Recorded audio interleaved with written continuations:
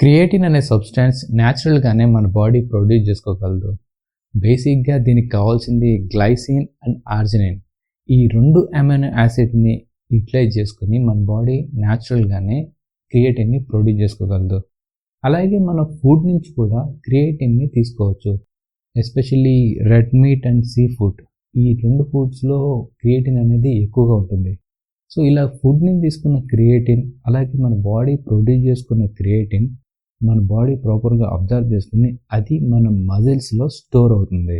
ఇలా స్టోర్ అయిన క్రియేటిన్ ఫాస్ఫోక్రియేటిన్ అనే ఫామ్లో స్టోర్ అవుతుంది.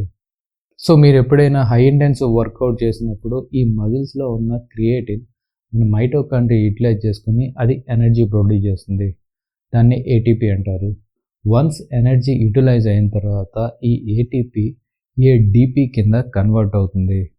ఇలా మన మజిల్స్లో ఉన్న క్రియేటిన్ అంతా యూటిలైజ్ అయిన తర్వాత మన మైటోకాండ్రియా ఎనర్జీని ప్రొడ్యూస్ చేయలేదు.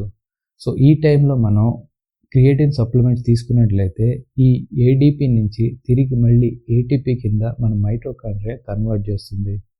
సో ఈ విధంగా మనం క్రియేటిన్ సప్లిమెంట్ తీసుకోవడం వల్ల మన వర్కౌట్ పెర్ఫార్మెన్స్ అనేది ఎన్హాన్స్ అవుతుంది.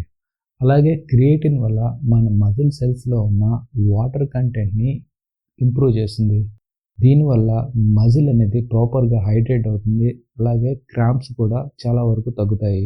మనం వాడే సప్లిమెంట్స్లో ఎక్కువగా రీసెర్చ్ చేసిన సప్లిమెంట్స్ లిస్ట్లో క్రియేటిన్ మోనోహైడ్రేట్ కూడా ఒకటి. బట్ ఇది వాడినప్పుడు కొంతమందిలో డైజెషన్ ఇష్యూస్ వల్ల బ్లోటింగ్ కానీ లేదంటే డిస్కంఫర్ట్ కానీ ఇలాంటి ఇష్యూస్ ఫేస్ చేయొచ్చు. వీళ్ళు క్రియేటిన్ మోనోహైడ్రేట్ బదులుగా క్రియేటిన్ మోనోహైడ్రేట్ మైక్రోనైజ్డ్ వాడితే వాళ్ళు కొంచెం కంఫర్ట్గా ఫీల్ అవ్వచ్చు. బేసిక్గా క్రియేటిన్ మోనోహైడ్రేట్ మైక్రోనైజ్డ్ అనేది ఈ క్రియేటిన్ మాలిక్యూల్ని 20 పీసెస్గా పార్టికల్స్ డివైడ్ చేసిన తర్వాత అది మనకు ప్రొవైడ్ చేస్తారు.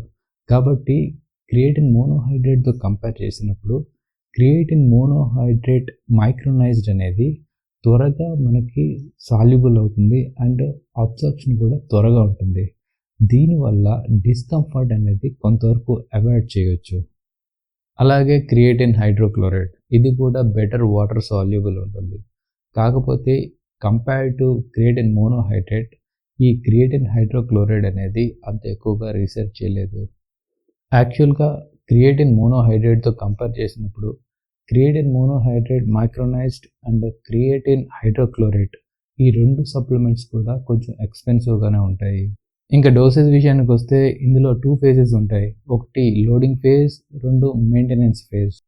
జనరల్గా వాళ్ళు ఇచ్చిన సర్వింగ్ సైజ్ ప్రకారం అప్రాక్సిమేట్లీ 2 వీక్స్ అలా వాడిన తర్వాత లోడింగ్ ఫేజ్ అనేది కంప్లీట్ అవుతుంది. ఆ తర్వాత మెయింటెనెన్స్ ఫేజ్ ఉంటుంది. సో ఇలా కొద్ది రోజులు కంటిన్యూ చేసిన తర్వాత బ్రేక్ తీసుకొని మళ్ళీ ఈ సైకిల్ కంటిన్యూ చేయడం అనేది బెస్ట్ ఆప్షన్.